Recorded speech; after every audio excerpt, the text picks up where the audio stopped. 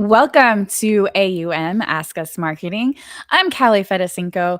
I'm your host. I'm also the owner and operator of Savvy Advisor Marketing, a digital marketing agency serving financial advisors, connecting you with your target audience using data to drive our services, which are websites, advertising, you name it, we do it for advisors. I've also got joining me today my Chief Canine Officer, Clementine. You smile for the camera, Clemmy. She is a podcast expert, which is why she's joining us today. Our episode is brought to you by the Financial Planning Association. They provide resources for advisors like you, like networking and education and CE credits. So definitely check that out by scanning the QR code below. Today, we're doing something a little bit different. And here, let me bring up Clementine a little bit bigger because look at that cute little face. It's adorable. So we're doing something a little bit different today. Today, it's just going to be me and Clementine talking about podcasting. If you are doing your podcast yourself, I'm going to go over the 4 Ps using our checklist from our podcast course. I'm also making it available for all of our A.U.M guests for free. So that you can use it. You'll get a good look at it as we start digging in just a minute. As always, remember you can ask your questions in the comments and we will see it on our end. And hopefully Clementine will have an answer for you. Okay, so let's go ahead. Let's dig into this. Now, when I was testing everything, it was only me on camera. So there, that's a little bit better.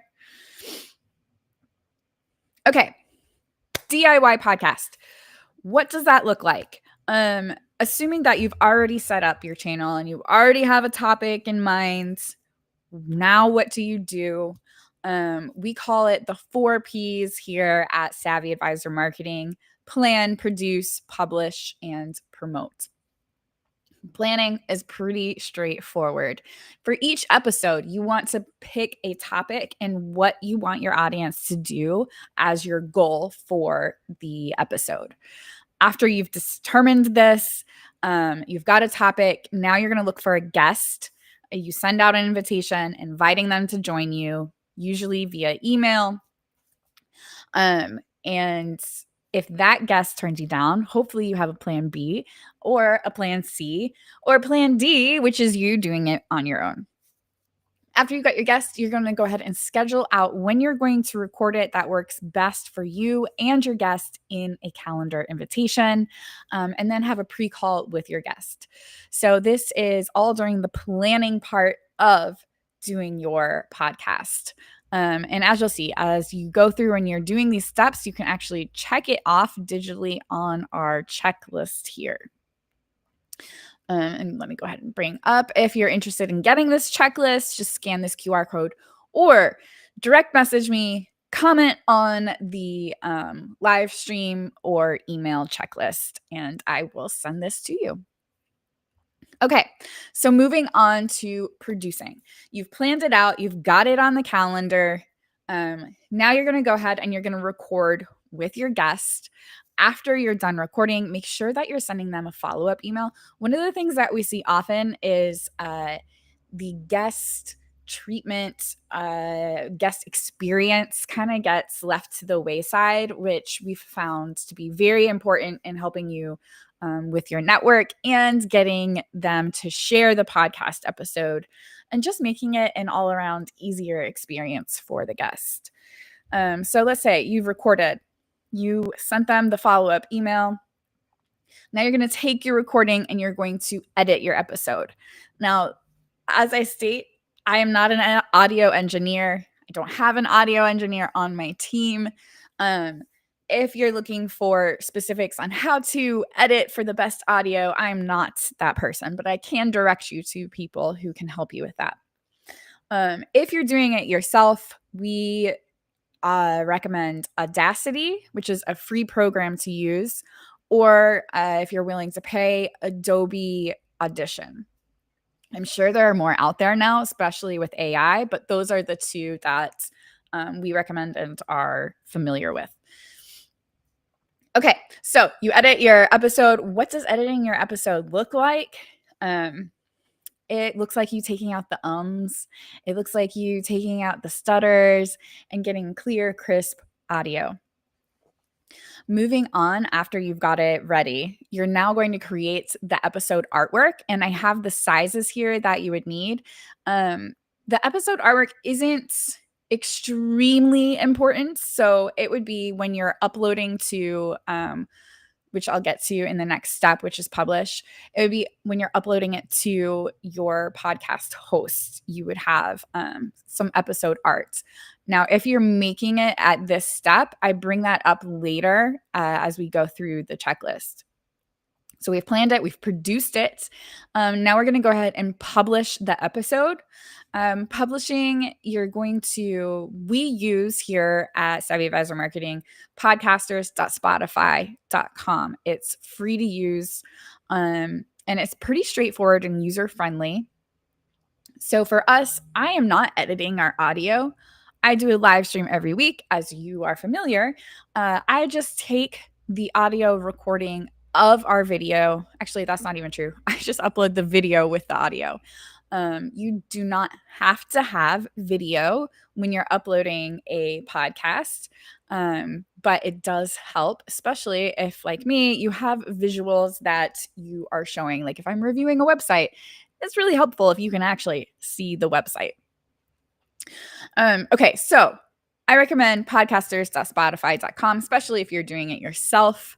Now, as you are publishing, you need to come up with an episode title. Now, here, publish through promote is where I see a lot of, I don't want to say errors, but people drop the ball. I guess I'll put it that way. They don't put as much time and energy into this part. And I would argue that publishing and promoting the episode is just as important, if not more important, than the actual planning and producing of your episode. The reason being, nobody is going to listen if you're not publishing and promoting that episode. All that time you spent on the planning and producing would be a waste, really. So let's talk about what this looks like now. We're using podcasters.spotify.com. We're going to come up with an episode title. I recommend 60 characters or fewer.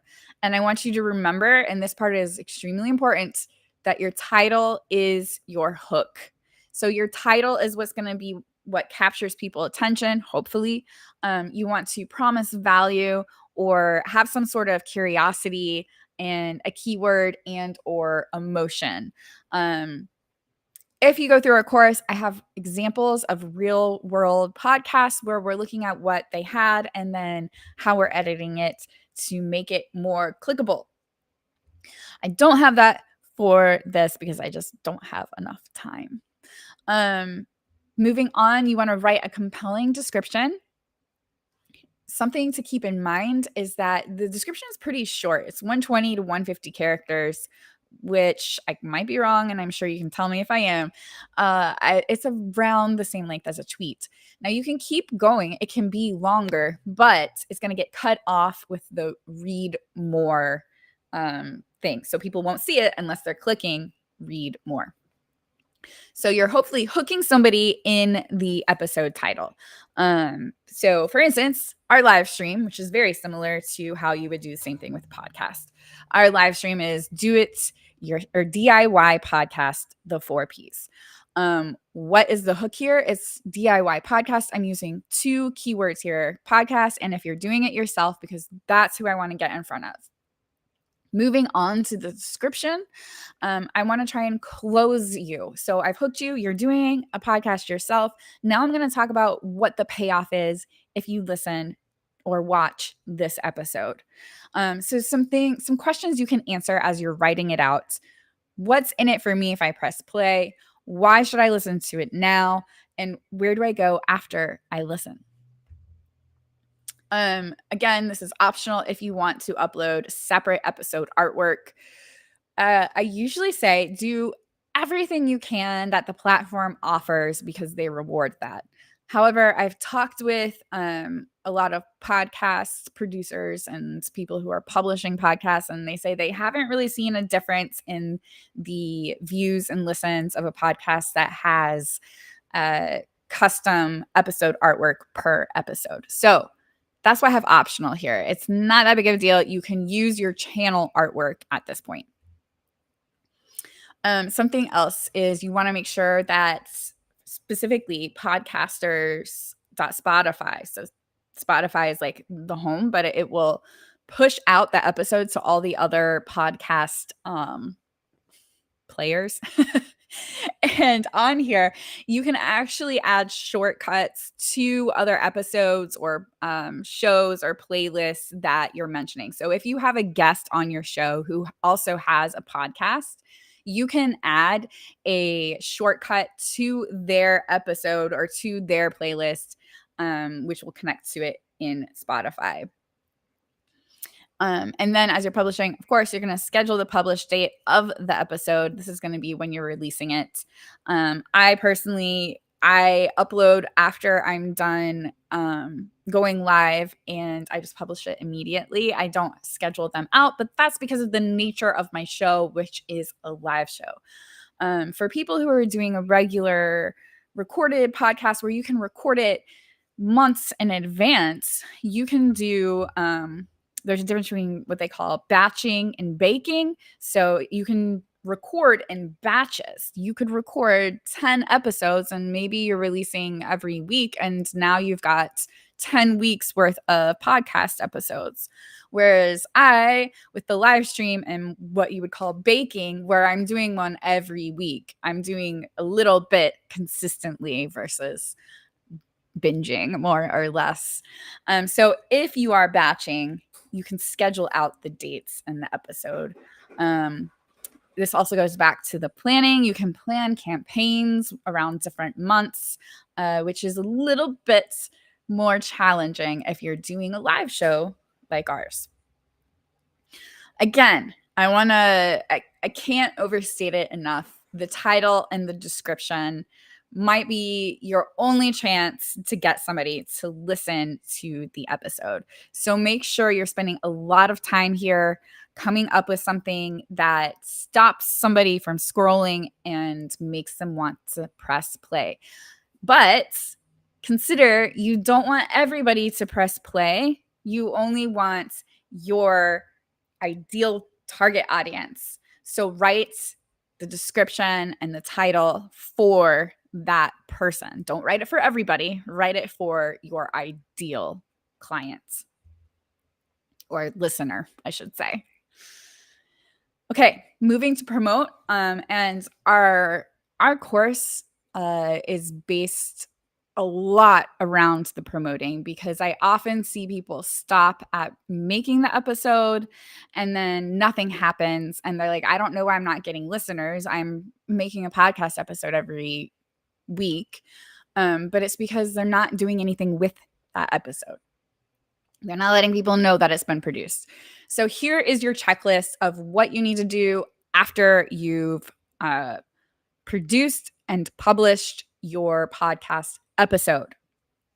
The first thing that you want to do is you want to send an email alert to your contacts. Your contacts are some of your biggest fans, hopefully, and they're going to be most likely to listen to your podcast. They want to know that you've released it, but you've got to tell them. Also, reminder to the audience, you can ask me questions as I'm going about podcasting, and I will answer them on air. Okay, so email. This is a lot like the title and description of the podcast episode. You want to have an email subject and an email body, and the whole point of this email is to get people to click play. You want them to listen to your episode. So what we suggest, of course, a catchy email subject. And remember that if you want it to show up on, I can't show you my phone because my phone is bringing us Clementine's video here.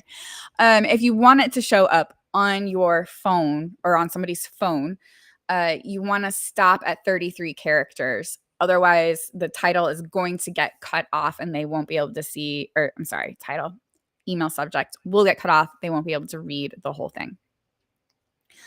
For the email body, usually what we do is we have some sort of intro or greeting, and then we tease the episode with a thumbnail of the episode. And you want to make sure that there is a play button, play symbol over the thumbnail so that people know just by looking at it, if I press on this, I can listen to this episode. Under the thumbnail, you want to have a button as well. So you want the thumbnail, you want to link in the text, you want your thumbnail to link, and you want a button that all links to the episode. You want to make it as easy as possible for somebody to go and listen to your episode. Moving on. So you send out your email to your contacts. Now we're going to the publishing the episode on social media. Again, you're bringing up your episode thumbnail. You want to do a 1-to-1 ratio with at least 1200 pixels. This works for most platforms. Of course, they always make it challenging for us, right? And they're always updating how their platforms work, what the sizes are. So always double check before publishing that the size that you have is going to work. As of now, a square 1-to-1 ratio does work with most platforms. To make it easy on yourself, you've already come up with a great description when you published your episode, right? So let's use that episode description that you created earlier and just shorten it. Maybe if it needs a little bit more engaging social aspects, edit it that way. Use your preferred AI to help you with this part, and make sure you are tagging your guests in the social media. Ask them when you're planning out the episode what their social media handles are so you can tag them and you can get that additional exposure. Super important here. That's the whole purpose. Well, not the whole purpose. One of the major purposes of having a guest on your show is so that you can increase your reach. So don't miss out on the opportunity of tagging them. Next, you want to make sure you're including hashtags. Each platform is different. Where we see hashtags making the biggest impact would be on YouTube and Twitter. We continue to use it on LinkedIn and Facebook. However, it's not as important on those platforms anymore. Okay, so we've published on social media. We've sent out an email. If you have a newsletter that you're sending out monthly, make sure that you're promoting the episodes here as well. Again, you can use that short description that you used on social media. Chances are somebody is not going to see your episode promotion on every single platform and channel that you've released it on. They're probably only going to see it on 1 or 2. So it's not this huge big deal to be reusing what you've already created. Yes, again, remember, at this point, your conversion goal is to get your audience to listen to the whole episode. Now, the last piece of this is publishing clips on YouTube. This takes, I shouldn't say that. This can take a little more time than the rest of this. There are lots of great tools out now that make this so much easier than it used to be, where you can make 60 seconds or less clips. We personally, since we're using Restream to do our live stream, we pay for the upgraded clip creation that AI will do for us. It just saves so much time, where now I don't have to have somebody sit through and listen to the entire episode to pick out the portions. And it still lets you customize the clips that it creates for you. So if you feel like, okay, that cut off in a really weird place, you can adjust it. Or sometimes I'm like, none of these clips really fit. I'm going to have to still manually do it. I can use their program if I want. It's sometimes not as user-friendly as just doing it manually for me. But if you have no experience with editing videos, it's still a great option. As you're creating your clips, there are a few things you want to keep in mind. It needs to be 60 seconds or less, and you want to film it portrait. This is a big deal because a lot of times when you are recording your podcast and you have a guest, like I'm doing in my live stream right now, I have it landscape. So you are going to have to, if you're using AI, it'll crop it for you. If you're doing it manually, you're going to have to crop it where you're stacked instead of in a row. Including captions. I mean, that you just have to have captions these days, especially with younger audiences. There's this new stat out that they all use captions when they're watching TV even. So it's very universally used for the younger age demographic because we're always on our phones and we don't always want people to know we're on our phones. We don't want to be bothering people. So you want to make sure you have captions because a lot of times people have their phones muted. You also, what we recommend is uploading to each platform directly. 2 reasons for this. One is we've always had issues with videos automatically playing when you're scrolling. If you're using a platform that sends out the video to your platforms for you versus actually logging into Facebook and LinkedIn and uploading the video. The second thing is if you're using something like HubSpot or Hey Social or Hey Orca, or there's another big one that I'm forgetting. Any of those that publishes your post to multiple platforms, you can't tag people. So that, and remember, one of the biggest lost opportunities is not tagging your guest. So I highly recommend logging into each platform directly, uploading the video so you can tag your guest. If you don't have a guest, not as important. You also, titles when you're uploading the video are limited to 100 characters, but we recommend keeping it at 40 or less so it'll be visible if you're on your phone. Same with the email. You always want to keep in mind if people are on their phones because that's what we do all day long. And description is a lot of the same that we had in the social post. You want to make sure you're tagging your guests, including hashtags.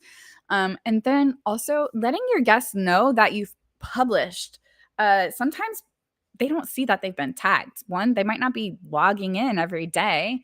Two, sometimes there's just so many notifications on these platforms, you just don't see it. So letting them know your schedule can be super helpful. Also, keep in mind when publishing your episode or your video on YouTube, to include a link, you have to include the HTTPS : // And what I mean by to include the link is, I mean, if you want someone to be able to click on the link in your description. So you don't have to do that on other platforms, but YouTube, it's super important. Okay, so putting this all together, what does this look like? You've got an editorial calendar that you've created for the quarter. 1 month out or more, so this is like bare minimum, right? 1 month out, you want to plan what your episode is going to be before you want to publish it. You want to invite your guest 2 weeks or more before the publish date.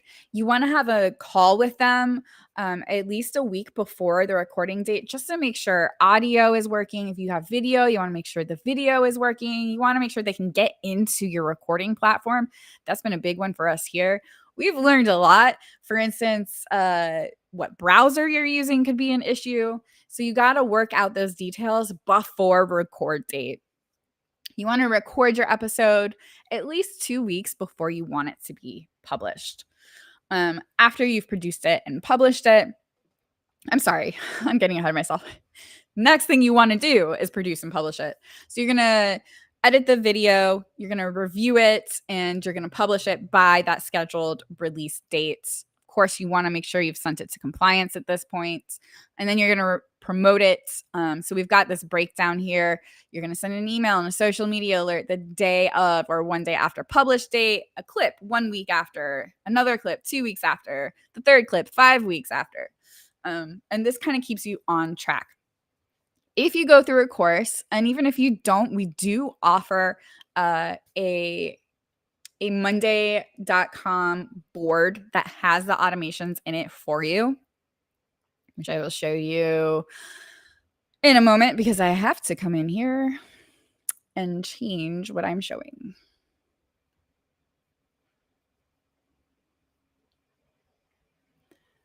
Okay.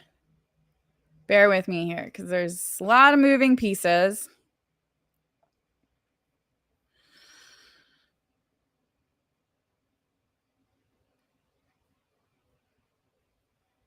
Gotta make sure my window is big enough, which is not helping. Okay, so this is broken out by the steps that we just went over, the 4 Ps: plan, produce, publish, and promote. This is the same system that I use internally for our agency and with our clients. Well, I shouldn't say with our clients, for our clients, which is now available to you. You can use this board if you already have Monday, or you can use it within our Monday workspace. I guess that's the right word. So let's just say you're planning to do a Roth IRA episode. That's always my go-to. And I haven't used this particular one in a bit.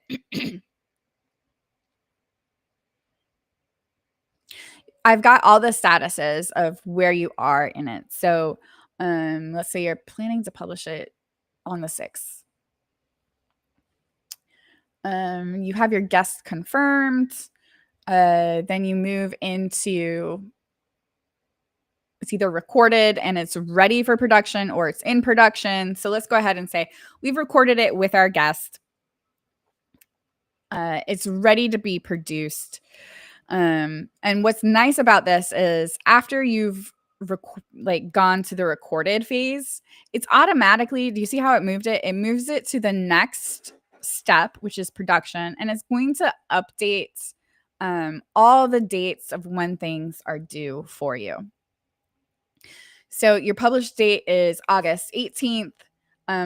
You need to have it produced by August 11th, and you need to have it reviewed internally and by compliance by the 14th. Okay, let's say it's gone through, it's in production currently, and now you've got your team reviewing it. Okay, they approve. Now compliance is reviewing. Now they approve, and now you are publishing it. It's August 18th, or you've scheduled it, right? You've scheduled it to go. The episode is published. And this is the big part that's going to make your life easier, is everything that I just went over for the promote is automatically added for you. You just need to come in here and adjust the dates of when you want to release it. And then again, it's the whole same steps that you go through for, going through. And it also is going to tell you where you're posting. And then you would add in everything else in the rest of the columns, making your life so much easier and also able to see where each episode is in the process. So you could have 20 episodes in here that you have planned, and you can come in and you can see exactly where each one is in the process. Have you recorded it? Do you need to invite your guest? Is it being produced? Has it already been published? And then you can put in when you want each of these things to go out. So this is part of the course. I go into it in more detail, but it's also available outside of the course if you're like, I don't really need help with it, but I do need help staying on schedule. This is the ticket. So that is putting it all together. Again, this checklist is available for all of our listeners today and viewers. There's the QR code below that you can scan. You can also direct message me, comment, or email the word checklist, and I will send this over to you, this checklist here. Oh, I'm sorry. I've got the wrong screen sharing, of course. Let's see if I can easily replace this.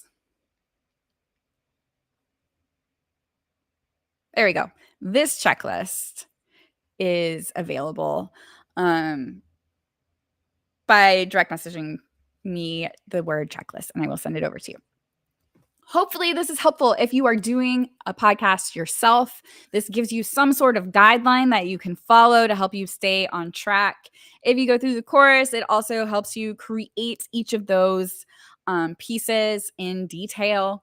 And we show you with real world examples of, hey, this is a podcast episode that somebody had, and this is how we changed it. All right, let's bring Clementine back. Oh, she's out. I hope you were a little bit more entertained than our dear sweet Clementine here. Look at her. She's like, I've already got this down. I've got my podcast. Thanks. So thank you so much for joining us today.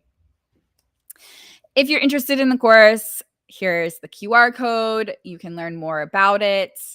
And then next week, please join us. We've got Robert Sophia. He may not be as cute as Clementine. Sorry, Robert. But he's just as knowledgeable. Maybe more. Maybe. He's going to go over email and text. What are some of the best practices? And more importantly, what can you expect? Like, if you're sending out one email a week, is that enough? Or do you need to be sending out an email every day? Which, no, you don't. The answer is no there. But he's going to give us his take. He is the co-founder of Snappy Kraken, which is the automated email system. It has a lot of automation set up for you.